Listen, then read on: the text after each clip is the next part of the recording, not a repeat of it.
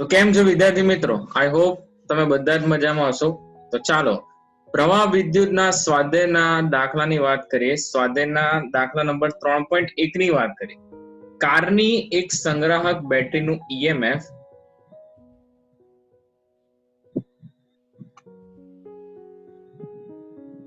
ઈ બરાબર કેટલા વોલ્ટ છે?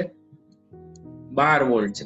જો બેટરીનો આંતરિક અવરોધ જે છે એ આંતરિક અવરોધ 0.4 ઓહમ હોય તો બેટરીમાં વહેતો મહત્તમ પ્રવાહ કેટલો હોઈ શકે, અથવા બેટરી દ્વારા ખેંચાતો વધુમાં વધુ કેટલો પ્રવાહ જે છે બેટરી ખેંચી શકે એવો પ્રશ્ન પૂછ્યો છે. તો અહીંયા જુઓ કે આપણી પાસે જે છે ઈએમએફ ધરાવતી બેટરી હોય, એ બેટરીનો કંઈક ને કંઈક શું હશે? પોતાનો આંતરિક અવરોધ હશે. હવે એ આંતરિક અવરોધ જે છે એ આંતરિક અવરોધ કેટલો આપે? જો અહીંયા 0.4, અને કોઈ બાહ્ય પરિપથ સાથે તમે જોડો અહીંયા બાહ્ય અવરોધ R, તો બેટરીમાંથી પસાર થતો પ્રવાહ, એ બેટરીમાંથી નીકળતો જે પ્રવાહ છે એ પ્રવાહ I કેટલો હોય? તો જુઓ આ એક થઈ ગયું કોષ માટે આપણે આવી રીતના લખી શકીએ. તો બેટરીમાંથી મહત્તમ પ્રવાહ હંમેશા યાદ રાખો કે કોષ જે છે એ કોષનો પોતાનો આંતરિક અવરોધ જે છે એ ક્યારેય શૂન્ય હોઈ શકે નહીં. તો અહીંયા મળતો કુલ પ્રવાહ જે છે I બરાબર થશે E ના છેદમાં R પ્લસ R. પણ મહત્તમ પ્રવાહ માટે બેટરીનો આંતરિક અવરોધ કોઈ દિવસ શૂન્ય ના હોય. તો તમે વધારેમાં વધારે પ્રવાહ મળે એના માટે શું કરી શકો? વધુમાં વધુ તો બાહ્ય અવરોધ જે છે એ શૂન્ય કરી નાખો. તો અહીંયા I બરાબર E ના છેદમાં શું મળશે? R. એટલે I મેક્સિમમ તમને મળશે E ના છેદમાં R. તો E જે છે એ તમને મળે 12 વોલ્ટ આપેલા છે અને R 0.4, તો I મેક્સિમમ થાય 30 એમ્પિયર. તો આ થઈ સ્વાધ્યાયના દાખલા નંબર 3.1 ની. હવે વાત કરીએ 3.2 ની. 10 વોલ્ટ જેટલું ઈએમએફ અને 3 ઓહમ આંતરિક અવરોધ ધરાવતી બેટરીનો એક અવરોધ સાથે જોડવામાં આવે છે. જો પરિપથમાં પ્રવાહ જે છે 0.5 એમ્પિયર હોય, તો અહીંયા સમજો 10 વોલ્ટ જેટલું ઈએમએફ છે 10 વોલ્ટ જેટલું છે, અને આંતરિક અવરોધ છે 3 ઓહમનો છે. તો એક બેટરીને એક અવરોધ સાથે જોડવામાં આવે છે, બરાબર? એક અવરોધ સાથે જોડવામાં આવે છે. હવે એ અવરોધ આપણને ખબર નથી.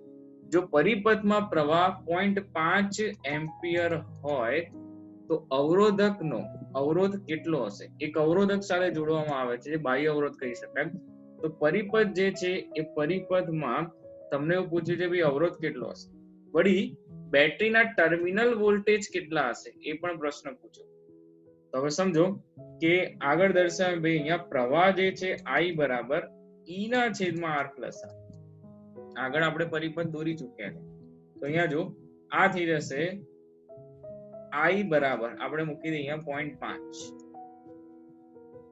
0.5 બરાબર EMF 10 વોલ્ટ છેદમાં જે છે R શોધવાનો, અને આ થઈ જશે 3. તો 0.5 R પ્લસ 3 ઇન્ટુ 0.5 એટલે આ થઈ જશે, જો અહીંયા કેટલા થઈ જશે? 1.5 બરાબર 10. ઈએમએફ 10 આપેલો છે. હવે 0.5 R બરાબર 10 માંથી 1.5 જાય તો એ બચશે 8.5. તો R બરાબર અહીંયા તમને મળી જશે 17 ઓહમ. કેટલા ઓહમ મળી જશે? 17 ઓહમ. હવે સ્થિર બેટરી જે છે એ બેટરીનો ટર્મિનલ વોલ્ટેજ પણ શોધવાનો છે. હવે અહીંયા બેટરી જે છે વપરાશમાં છે, બરાબર? બેટરી જે છે ડિસ્ચાર્જ થઈ રહી છે. તો બેટરી જે છે ડિસ્ચાર્જ વખતે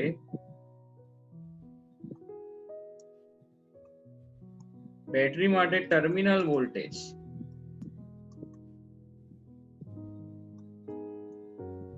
V બરાબર E માઇનસ IR. હવે ઈએમએફ જે છે એ કેટલું છે? જો 10 માઇનસ પ્રવાહ 0.5 અને આંતરિક અવરોધ જે છે એ આંતરિક અવરોધ 3, તો આ થઈ જશે 10 ઓછા 1.5 એટલે ટર્મિનલ વોલ્ટેજ મળે 8.5 વોલ્ટ. તો આ થયો સ્વાધ્યાયનો 3.2. હવે વાત કરીએ 3.3 ની. 1 ઓમ 2 ઓમ અને 3 ઓમના 3 અવરોધો શ્રેણીમાં જોડેલા છે. આ સંયોજનનો કુલ અવરોધ કેટલો હોય? તો સીધી સરળ વસ્તુ છે ભાઈ, અહીંયા સંયોજનનો અવરોધ શ્રેણી જોડાણમાં જે છે એ શ્રેણી જોડાણમાં 1 ઓમ પ્લસ 2 ઓમ પ્લસ 3 ઓમ નો સરવાળો એટલે ટોટલ કેટલા ઓમ મળે? 6 ઓમ. જો સંયોજનને 12 વોલ્ટ જેટલા ઈએમએફ ધરાવતા અને એક આંતરિક અવગણ્ય એવા આંતરિક અવરોધ ધરાવતી બેટરી સાથે જોડવામાં આવે તો દરેક અવરોધને છેડે વોલ્ટેજ તફાવત શોધો. તો હવે અહીંયા સમજો, આકૃતિ આપણે દોરીએ છીએ આ રીતે. જો કે આપણી પાસે 3 અવરોધ હતા, 1 ઓમ 2 ઓમ અને અહીંયા 3 ઓમ. એને 12 વોલ્ટ, જેનું ઈએમએફ 12 વોલ્ટ હોય અને આંતરિક અવરોધ જે છે એ આંતરિક અવરોધ અવગણ્ય હોય, મતલબ આપણે અહીંયા દોરીશું નહીં.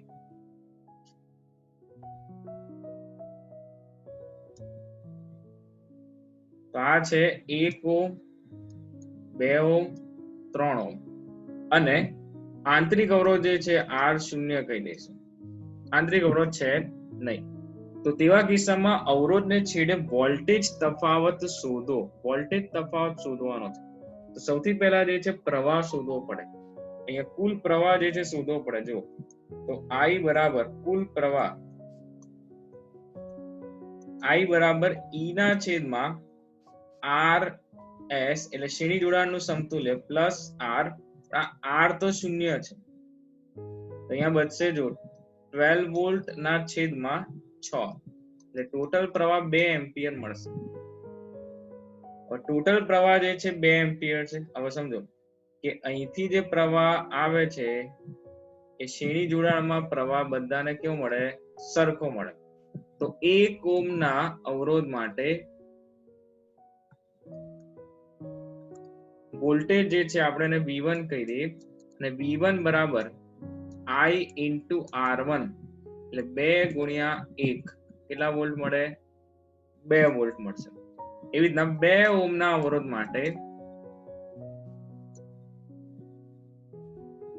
V2 બરાબર I R2, I છે 2 ગુણ્યા R2 એ 2 એટલે ટોટલ કેટલા વોલ્ટ મળે? 4 વોલ્ટ. એવી જ રીતે 3 ઓમના અવરોધ માટે V3 બરાબર I R3 અને I જે છે 2 ગુણ્યા R3 જે છે 3 એટલે ટોટલ મળે 6 વોલ્ટ. તો 2 વોલ્ટ 4 વોલ્ટ અને 6 વોલ્ટ જે છે એ તમારા દરેક અવરોધને છેડે જે છે શું મળ્યા? વોલ્ટેજ તફાવત મળ્યા. તો આ થયો સ્વાધ્યાયના 3.3. હવે વાત કરીશું સ્વાધ્યાયના 3.4 ની. તો અહીંયા 2 ઓમ 4 ઓમ અને 5 ઓમના 3 અવરોધો સમાંતરમાં જોડેલા છે. 2 ઓમ 4 ઓમ અને 5 ઓમના 3 અવરોધો સમાંતરમાં જોડ્યા છે. આ સંયોજનનો કુલ અવરોધ કેટલો હશે?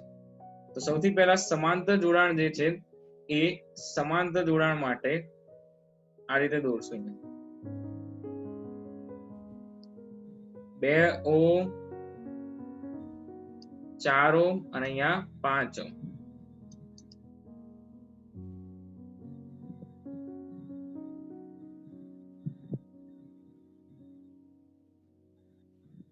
તો સમાંતર જોડાણમાં સંયોજન જે છે એનો અવરોધ કેટલો થાય?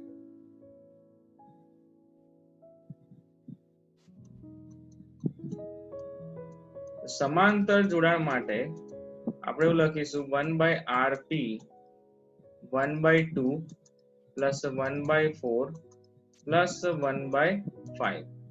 તો અહીંયા સાદું રૂપ આપતા તમને જે છે લસા લઈ લઈશું સૌથી પહેલા અહીંયા, અને એ લસા લઈ લઈશું તો અહીંયા મળશે આપણને જો કે 20 જે છે લસા મળશે.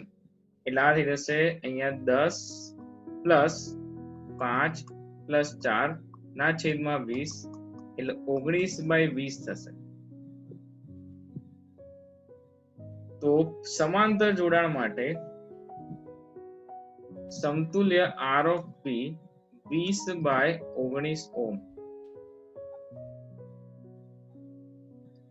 હવે આગળનો પ્રશ્ન વાંચે જો શું પૂછે કે આ જોડાણ સાથે 20 વોલ્ટ જેટલું ઈએમએફ અને અવગણ્ય આંતરિક અવરોધ ધરાવતી બેટરી જોડવામાં આવે છે અહીંયાથી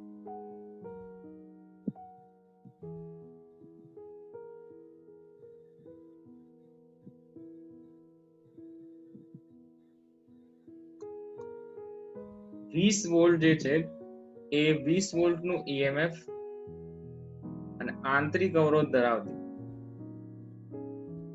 બેટરી જે છે જોડવામાં આવે છે બરાબર તો અવરોધમાંથી વહેતો પ્રવાહ અને બેટરીમાંથી વહેતો જે કુલ પ્રવાહ છે એ કુલ પ્રવાહ જે છે શોધવાનો તમારે બરાબર બેટરીમાંથી પસાર થતો વિદ્યુત પ્રવાહ અને બીજું જે છે દરેક અવરોધમાંથી તો સમજો અહીંયાથી I જેટલો પ્રવાહ હોય બરાબર તો હું અહીંયા એવું કહી દઈશ સૌથી પહેલા કે કુલ પ્રવાહ એટલે બેટરીમાંથી જે પ્રવાહ મળે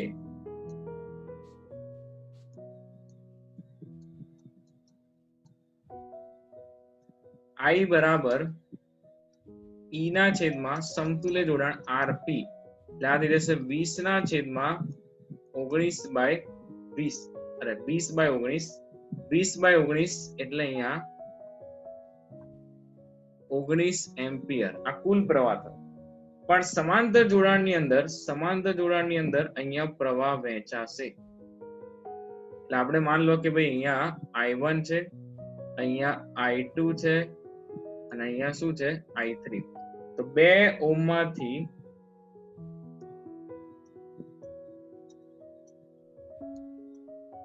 મળતો પ્રવાહ કેટલો હશે જો અહીંયા તો કે I1 બરાબર આ છેડો કહી દે A અને આ છેડો કહી દે B તો અહીંયા જેટલો આ ઉપરની શાખામાં તફાવત હશે વિદ્યુત સ્થિતિમાનનો એટલો જ અહીંયા હશે અને એટલો નીચે હશે તો I1 બરાબર વિદ્યુત સ્થિતિમાનનો તફાવત તો E જ મળે અને R1 તો E થશે 20 ના છેદમાં R1 અને R1 જે છે અહીંયા 2 ઓહ્મ કેટલા એમ્પિયર મળશે 10 એમ્પિયર એ પછી 4 ઓહ્મ માંથી મળતો પ્રવાહ 4 ઓહ્મ માંથી જે મળતો પ્રવાહ હશે કેટલો હશે જો તો I2 બરાબર E ના છેદમાં R2 E છે 20 R2 છે 4 તો કેટલા 5 એમ્પિયર એવી રીતના 5 ઓહ્મ માંથી મળતો પ્રવાહ I3 બરાબર E ના છેદમાં R3 તો E છે 20 અને R3 જે છે 5 વચ્ચે મળશે 4 એમ્પિયર તો જો અહીંયા I બરાબર I1 plus I2 plus I3 જે સૂચવે છે કે ભાઈ ટોટલ પ્રવાહ જે છે એ શાખામાં વિભાજિત થઈને 19 એમ્પિયર જેટલો જે છે એ પાછો અહીંયા મળશે તો આ થયો સ્વાધ્યાયનો 3.4 હવે વાત કરીશું સ્વાધ્યાયના 3.5 ની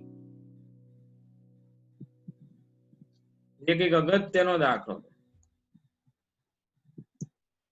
ચલો જોઈએ શું કહે છે એક ગરમ કરવા વપરાતા ઘટક તારનો ઓરડાના તાપમાને અવરોધ જે છે એ ઓરડાના તાપમાને અવરોધ 27 ડિગ્રી સેલ્સિયસ તાપમાને અવરોધ 100 ઓહ્મ છે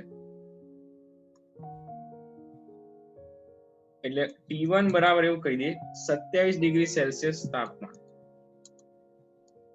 અને R1 જે છે 100 ઓહ્મ છે જો અવરોધકના દ્રવ્યની અવરોધકતાનો તાપમાન ગુણાંક એ તાપમાન ગુણાંક આલ્ફા બરાબર 1.7 ગુણ્યા 10⁻⁴ ડિગ્રી સેલ્સિયસ ઇન્વર્સ આપેલ હોય અને તારનો અવરોધ જો છે એ તારનો અવરોધ તમને એવું કીધું કે ભાઈ તારનો અવરોધ 117 ઓહ્મ બને તો એ તારનું તાપમાન શોધો તો અહીંયા સમજો કે T2 મારે શોધવાનો છે અને R2 કેટલો બને છે 117 ઓહ્મ તો સૌથી પહેલા અવરોધ અને અવરોધકતાનું તાપીય અવલંબનમાં આપણે એક સૂત્ર શીખેલા છે કે R2 બરાબર R1 into 1 plus alpha T2 minus T1 ચલો તો R2 જો કેટલો છે 117 R1 જે છે કેટલા થશે 100 આ થશે 1 plus આલ્ફાની જે કિંમત છે જો સમજો કે આલ્ફાની કિંમત છે 1.7 ગુણ્યા 10⁻⁴ T2 minus T1, T2 as it is, T1 27, બરાબર. હવે 117 ભાગ્યા 100 આ નીચે જશે અહીંયા, તો આ થઈ જશે 1.17 બરાબર 1. આમ તો આને લખાય 1, બરાબર. 1.17 બરાબર 1 plus 1.7 into 10 raised to -4 T2 minus 27 આવું થશે, બરાબર. પણ આને આપણે કંઈક અલગ રીતે લખીએ જો અહીંયા કે 1.17 બરાબર 1 પ્લસ આલ્ફા 1.17 ગુણ્યા 10 ની -4 T2 minus 27.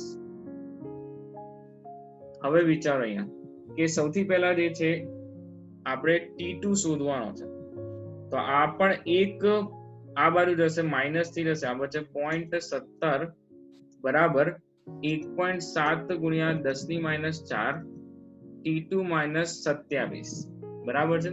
તો T2 minus 27 બરાબર મળે 0.17 ના ભાગ્યા 1.7 ગુણ્યા 10 ની -4.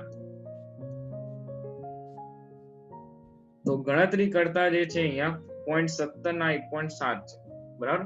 તો 10 ની ઘાત જે છે વધશે 10 ની 3 ઘાત, એટલે 10 ની જે છે 3 ઘાત એટલે 1000 વધશે. તો 27 ઉમેર દો 1000 માં, એટલે T2 બરાબર શું થશે 1027 ડિગ્રી સેલ્સિયસ. કેટલા થશે 1027 ડિગ્રી સેલ્સિયસ. તો આ થઈ વાત સ્વાધ્યાયના દાખલા નંબર 5 ની 3.5. હવે વાત કરીશું સ્વાધ્યાયનો 3.6.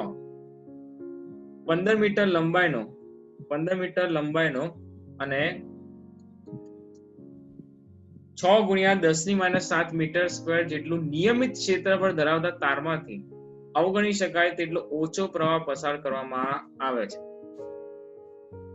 ત્યારે તેનો અવરોધ 5 ઓહ્મ માપવામાં આવ્યો છે. તો તમારે જે શોધવાનું છે પ્રયોગ કરતા વખતે તમારે કીધું છે કે તારના દ્રવ્યની અવરોધકતા કેટલી હોય. એક સીધું સૂત્ર લગાવવાનું ભાઈ અહીંયા, R બરાબર rho L by A. અવરોધકતા શોધવી હોય rho બરાબર R A ના છેદમાં શું થશે L. તો અવરોધ અહીંયા મૂકી દઈએ. અવરોધ છે કેટલો છે જો, અવરોધ 5 ઓહ્મ, ક્ષેત્રફળ છે 6 ગુણ્યા 10 ની -7 ઘાત અને લંબાઈ છે 15 મીટર. 5 આ થઈ જશે 3, 3 આ 2. તો અવરોધ જે છે મળશે, અવરોધકતા મળશે 2 ગુણ્યા 10 ની -7 ઓહમ ઇન્ટુ મીટર. તો અવરોધકતા જે છે એનો જવાબ આટલો થાય. ઓબ્જેક્ટિવ નો પણ ઓબ્જેક્ટિવ પ્રશ્ન, બરાબર. તો આ થઈ વાત 3.6 ની. ચલો હવે વાત કરીએ 3.7 ની. 3.7 અગત્યનો દાખલો. એક ચાંદીના તારનો 27.5 ડિગ્રી સેલ્સિયસ તાપમાને અવરોધ જે છે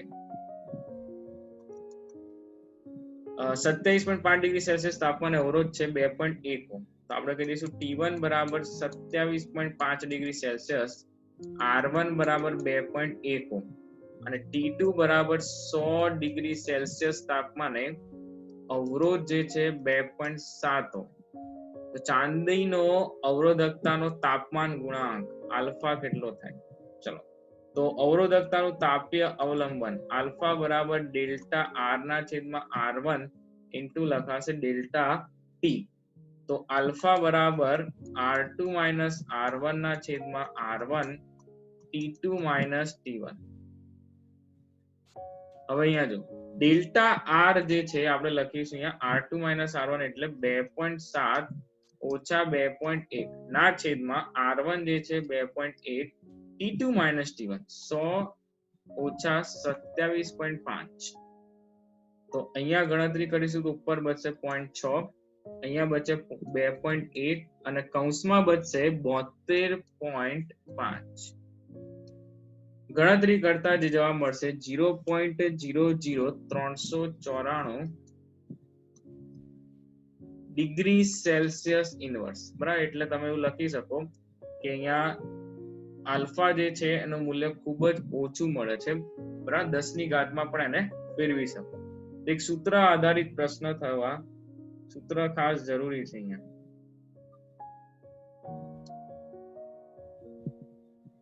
આપણે અલગ સ્વરૂપમાં લખ્યું છે જેથી સમય બચે. ચલો, તો આ વાત થઈ સ્વાધ્યાયના 3.7 ની.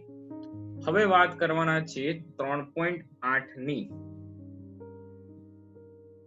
ખાસ કરીને આ પણ અગત્યનો દાખલો.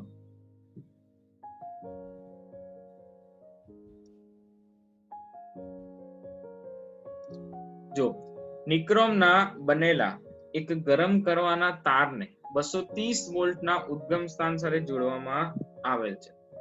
પ્રારંભમાં તે 3.2 એમ્પિયર પ્રવાહ ખેંચે છે, જે અમુક સેકન્ડ બાદ 2.8 એમ્પિયર જેટલું સ્થાયી થાય છે. તો સમજો આ વસ્તુને. નિક્રોમના બનેલા એક ગરમ કરવાના તારને કેટલા ઉદ્ગમ સાથે જોડે છે? 230 વોલ્ટ સાથે. અને પ્રવાહ કેટલો મળે છે? તો કે ભાઈ V1 બરાબર માન લો કે 230 વોલ્ટ. V વોલ્ટેજ છે એને 230 વોલ્ટ કહીએ અને પ્રવાહ જે મળે છે એ કેટલા એમ્પિયર મળે છે? 3.2 એમ્પિયર. તો ઓરડાના તાપમાને જે છે એ શરૂઆતમાં અહીંયા અવરોધ કેટલો થાય? ઓહમના નિયમ પરથી V ના છેદમાં I1 અને V ના છેદમાં I1 કરશો એટલે 230 ભાગ્યા 3.2. આ જે છે મને મળી જશે અહીંયા 71.875 ઓહમ. હવે જો એવું કીધું છે કે અમુક સેકન્ડ બાદ 2.8 એમ્પિયર જેટલું સ્થાયી થઈ રહે છે. 2.8 એમ્પિયર જેટલું સ્થાયી થઈ રહે છે. જે ઓરડાના તાપમાને શું હોય ભાઈ? 27 ડિગ્રી સેલ્સિયસ તાપમાન જેટલું હોય. અને એ ઓરડાના તાપમાન કરતા ભાઈ તારનું સ્થાયી તાપમાન કેટલું હશે? તાપમાન પૂછ્યું તમને, બરાબર? તો તમને એવું કીધું છે કે ઓરડાના તાપમાને જે છે એ ઓરડાના તાપમાને આ વસ્તુ થતી. એટલે આપણે એવું કહી દઈશું T1 બરાબર 27 ડિગ્રી સેલ્સિયસ જેટલું હોય. તો જો ઓરડાના તાપમાન આ જે વસ્તુ બની અહીંયા, જે તમને શરૂઆતની પરિસ્થિતિ આપી ઓરડાના તાપમાને, તો T2 કેટલો હશે? પણ એના વડે જો કેટલો સ્થાયી બની જાય છે અમુક સેકન્ડ બાદ. તો એ અમુક સેકન્ડ બાદ જે છે એ તમારો પ્રવાહ 2.8 એમ્પિયર થઈ જાય. તો થોડા સમય બાદ, અમુક સમય બાદ માની લો કે T2 જેટલા ઊંચા તાપમાને હીટરનો અવરોધ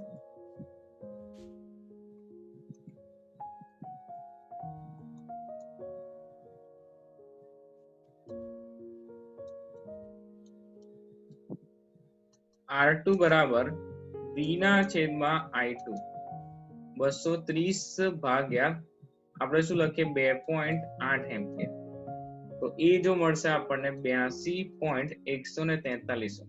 તો આ જે અવરોધ હતો R1, સમજો આ વસ્તુ કે R1 જે હતો એ T1 27 ડિગ્રી સેલ્સિયસ હતો અને આ જે રહ્યો T2 જેટલા ઊંચા તાપમાને, જે મારે શોધવાનો છે. મારે T2 શોધવાનો છે, બરાબર? તો સમજો પહેલા મારી પાસે R1 છે, મારી પાસે R2 છે, T1 છે અને આલ્ફા છે. Alpha 1.70 × 10⁻⁴ degree Celsius. તો આપણું જૂનું અને જાણીતું સૂત્ર ભાઈ R2 બરાબર R1 1 plus alpha T2 minus T1.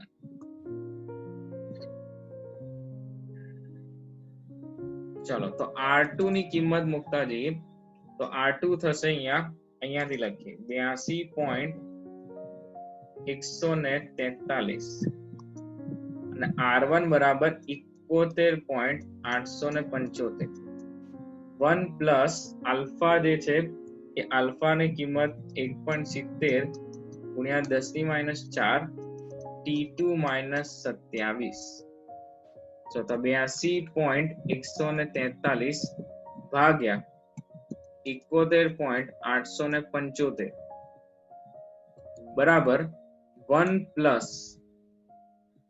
Plus અહીંયા આલ્ફાની કિંમત 1.70 × 10⁻⁴ T2 માઇનસ 27. ચલો, તો આ ભાગાકાર કરીશું અને એમાંથી એક બાદ કરી નાખશું તો એ તમને મળશે અહીંયા 0.143.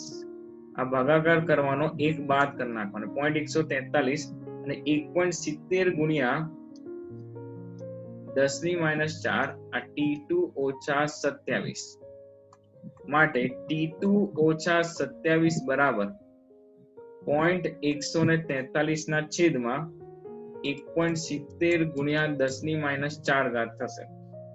તો T2 - 27 નો જે જવાબ છે 27 ડિગ્રી સેલ્સિયસ નો જે જવાબ છે એ તમને મળશે અહીંયા 841.2 ડિગ્રી સેલ્સિયસ. તો T2 બરાબર -27 જે છે આ બાજુ જશે તો કેટલા બચે જો અહીંયા 841.2 પ્લસ 27 ડિગ્રી સેલ્સિયસ. તો T2 બરાબર તમને મળે 868.2 ડિગ્રી સેલ્સિયસ. ઇન શોર્ટ તમને જે કીધું છે કે તારનું સ્થાયી તાપમાન કેટલું હશે, ક્યારે જ્યારે 2.8 એમ્પિયર જેટલો સ્થાયી પ્રવાહ થઈ જાય, ઓરડાનું તાપમાન 27 ડિગ્રી સેલ્સિયસ હોય, ત્યારે તમને પૂછેલું તાપમાન કેટલું હોય. તો તાપમાન જે છે 868.2 ડિગ્રી સેલ્સિયસ હશે. તો ખાસ અગત્યનો દાખલો. તો આ થઈ વાત સ્વાધ્યાયના 3.8 ની.